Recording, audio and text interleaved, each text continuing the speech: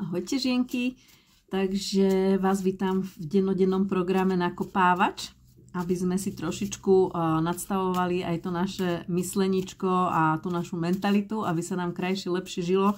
Tak základ je mať tie myšlienky pod kontrolou a základ je to, čo stále vravím ja, mať hlavu pod kontrolou. Takže hlava musí poslúchať a nie veliť. Takže spravíme si intuitívny výklad z kartičiek a na základe témy, ktorú vyberiem, tak si rozoberieme nejaké motivačné veci a nadstavenie tej našej hlavinky. Takže skúsime, čo nám dneska vyjde za téma. Takže deň 1.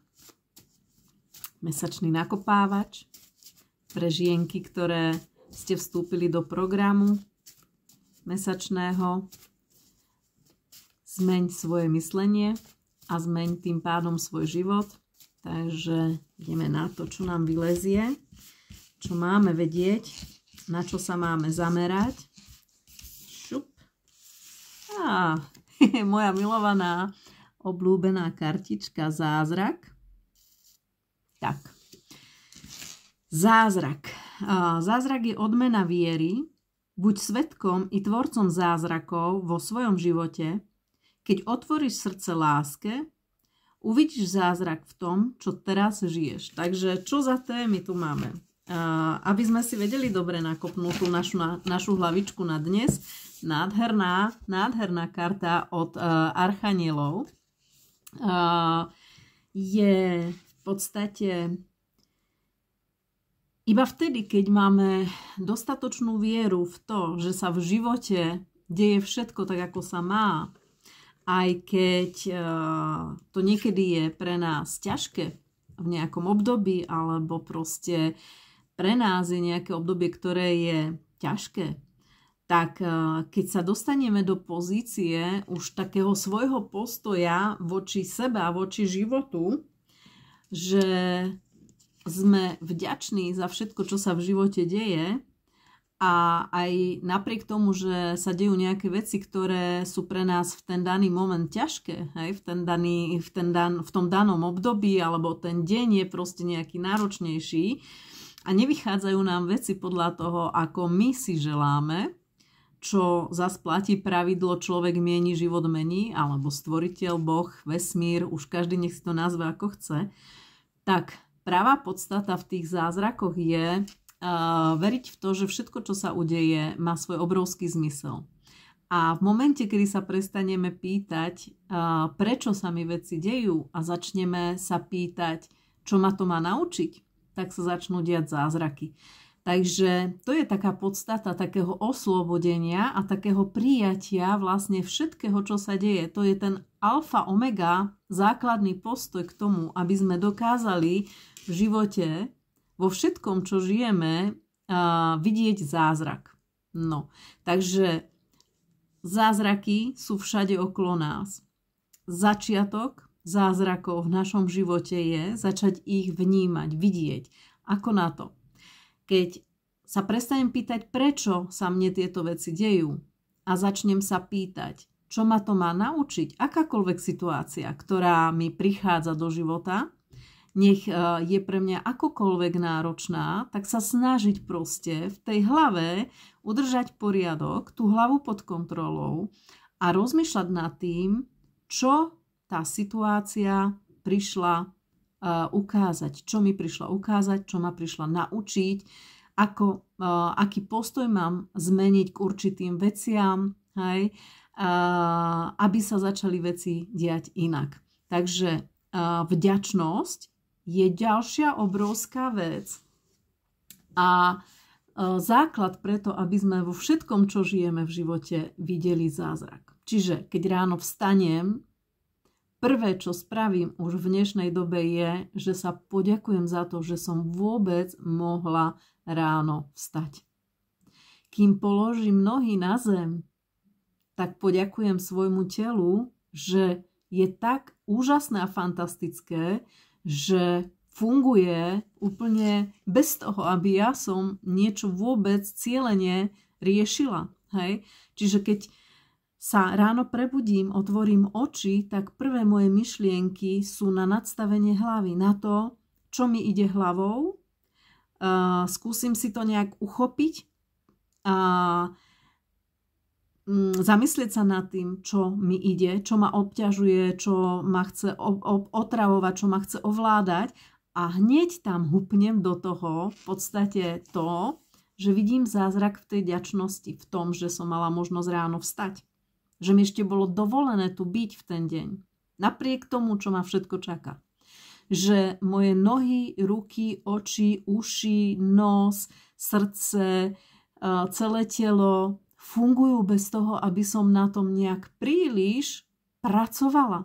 Hej, to je obrovský zázrak a obrovský dar do života. Keď sme zdraví, vitálni a jednoducho všetko ide bez toho, aby my sme nejak cieľene museli tieto veci riešiť. To je druhá vec, za ktorú som extrémne vďačná.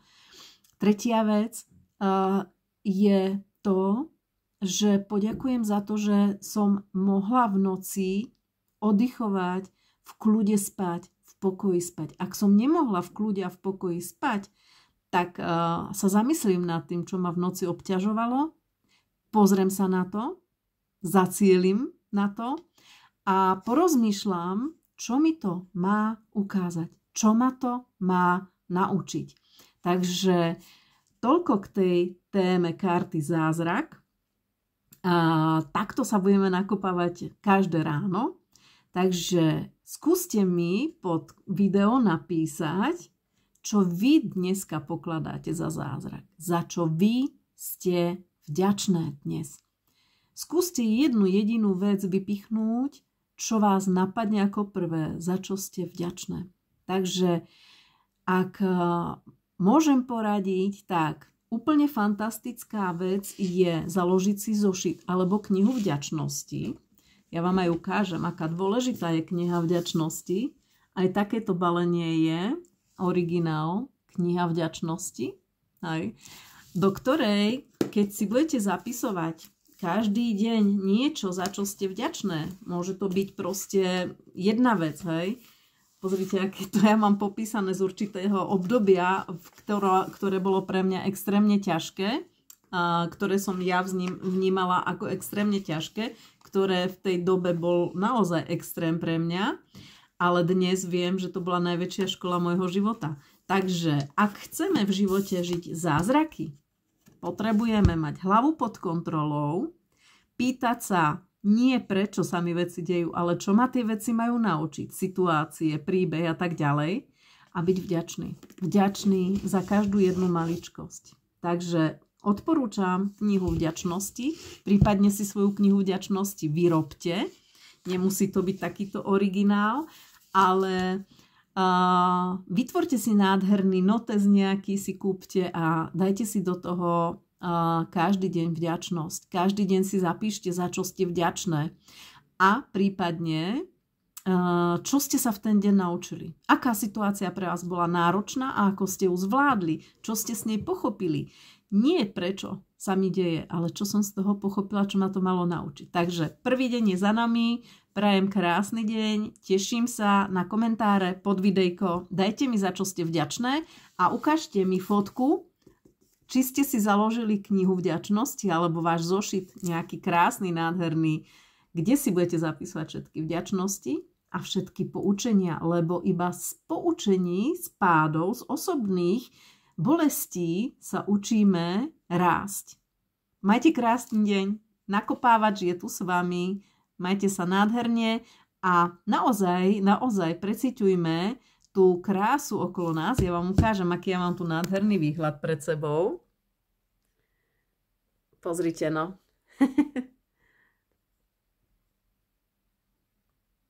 Krásny výhľad z mojej pracovničky, spálničky. Čo viac si môžeme prijať? Takže ja som extrémne vďačná za všetko v svojom živote už teraz. Ale boli dni, kedy som to nedokázala. Boli situácie, kedy som bola ponorená do svojich obáv, strachov a nedokázala som vnímať takúto radosť zo života. Takže dajte si čas, priestor, prácu na sebe a ono to príde. A naozaj v živote každú chvíľu môžeme brať ako obrovský zázrak. Každý nádych, každý výdych, každú sekundu svojho života, kedy tu ešte môžeme byť so svojimi blízkymi, najmilšími, milovanými. Stále je to obrovský zázrak. Každá sekunda nášho života. Majte sa krásne, dievčatá. Pa, pa.